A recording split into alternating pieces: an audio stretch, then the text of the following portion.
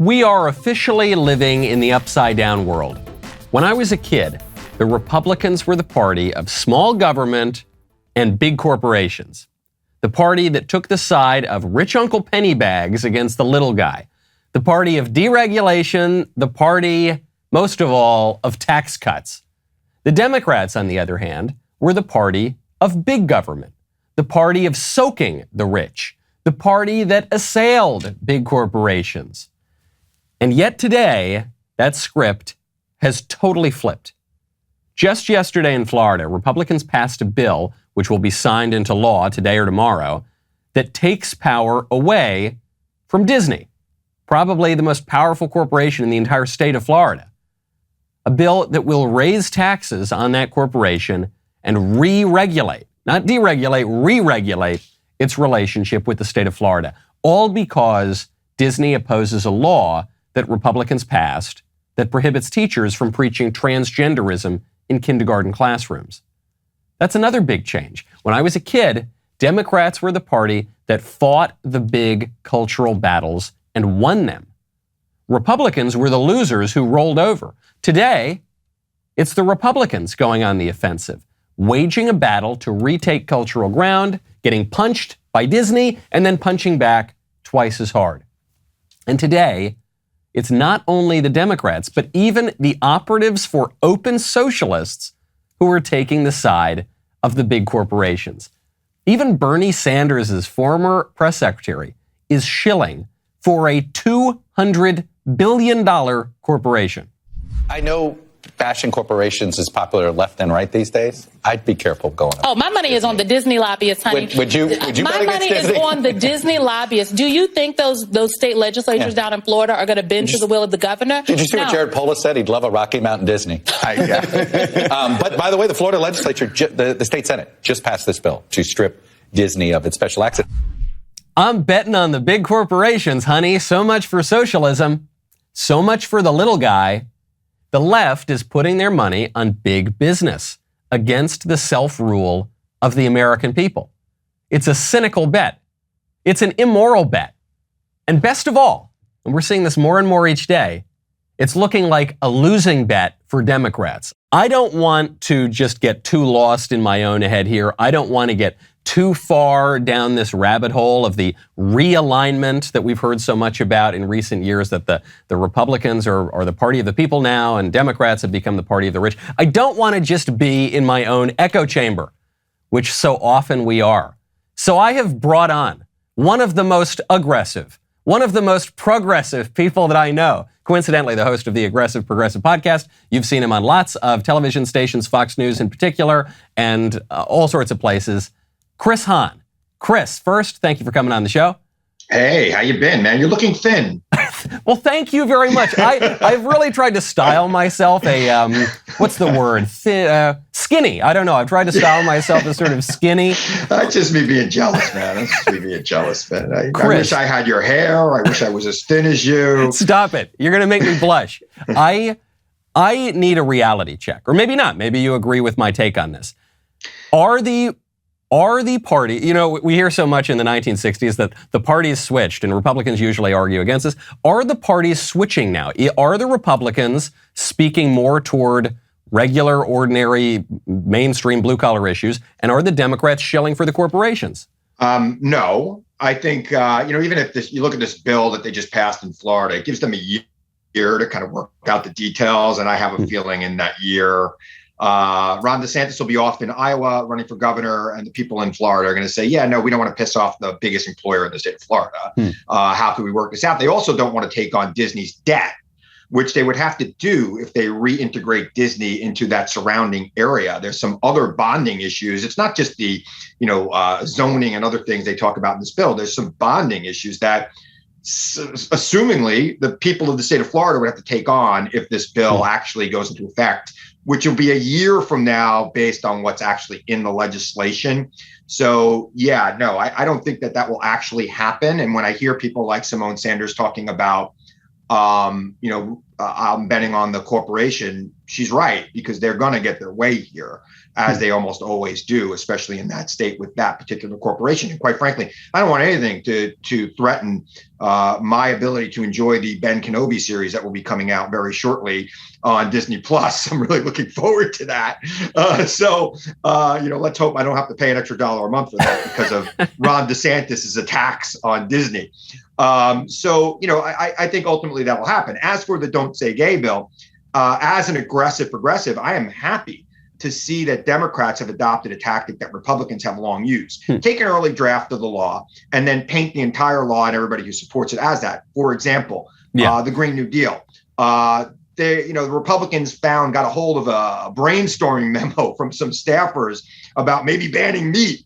And that was what I think you and I were debating it at one point. That was what the Green New Deal became in the eyes of most Americans. But Chris, you've got to at least grant New Deal now. You've got to at least grant Republicans went after the Green New Deal. That maybe they went after an early draft. Maybe they've changed their mind. The Democrats have changed their mind about some parts of it. But it was always called the Green New Deal. It was to bring back this idea of FDR's major overhaul of the economy. Whereas in Florida, whatever you think of the parental rights and education bill, it doesn't ban the use of the word gay. It's great that the Democrats have adopted this tactic and branded the bill "Don't Say Gay." You say it's politically great. Hold on. Acknowledge the skill there. Yeah, right? No, I do. It hasn't been the Democrats. It's not been their strong point, or at least people other than me. It has not been the strong point of the National Party to take something and say, remember when they said that you weren't even going to let them say this in class, and they branded the bill that, and now they painted it with a brush. It's going to be very hard.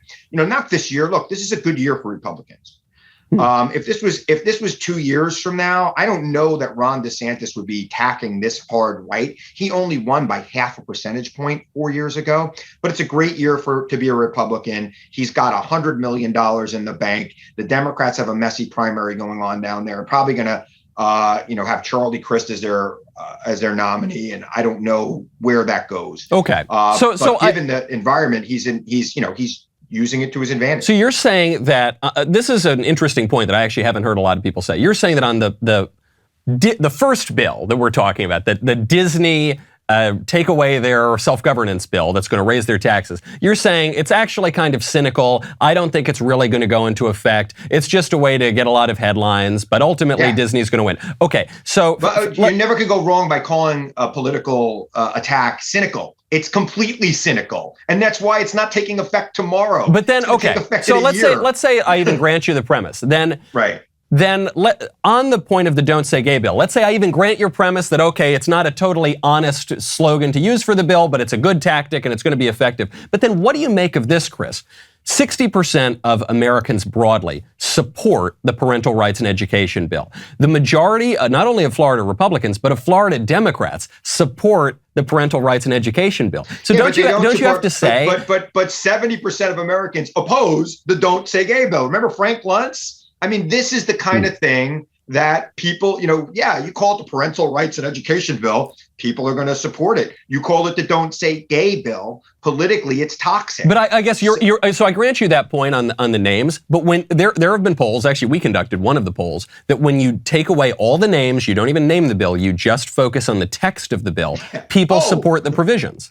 Absolutely. Just like the Affordable Care Act, when you call it, people support almost everything in it. Unless you call it Obamacare, and then they don't. But the Affordable Care Act won. Ultimately, it did win. So I guess what I'm just asking is, isn't opposition to this bill, even if the Democrats have been smart about the sloganeering or whatever, isn't it ultimately a loser for Democrats to be on the side of teaching transgenderism in the classroom and on the side of a big corporation?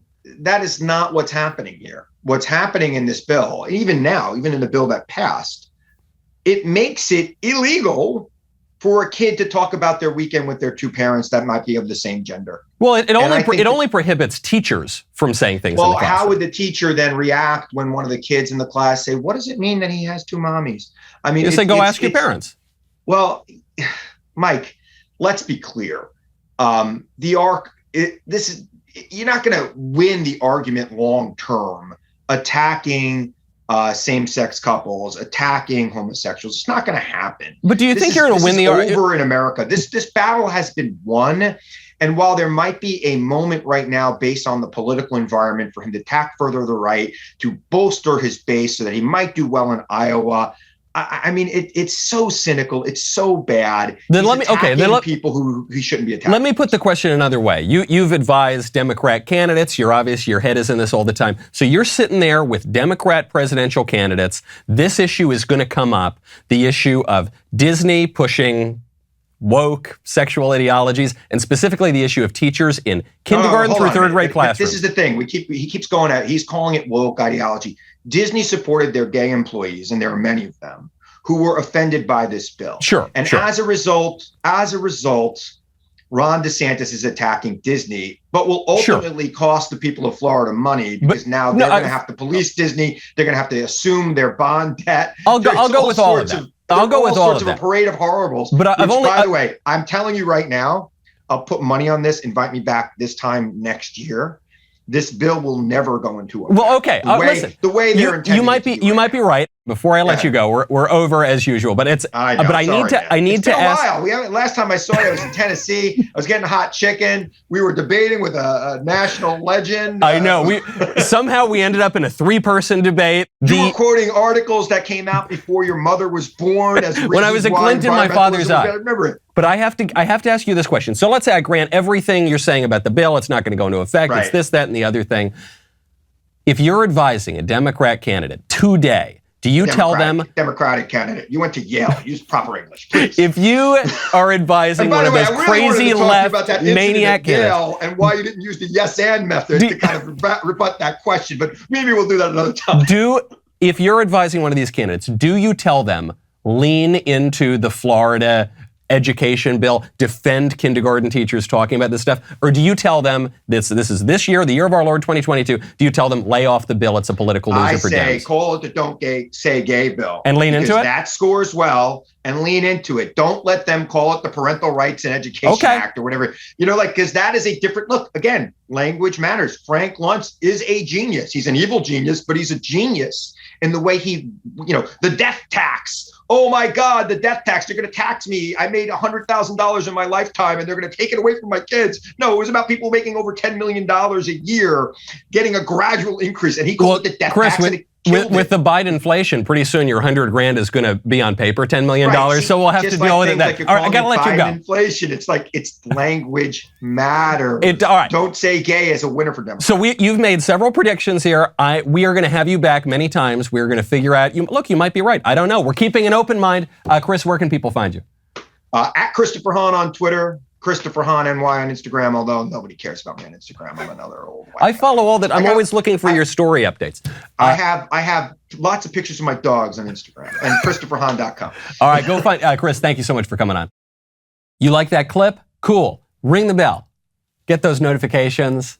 Head on over to Apple Podcasts, Spotify, Stitcher, Google Play. Subscribe to the Michael Knowles Show podcast. Leave a 5-star review.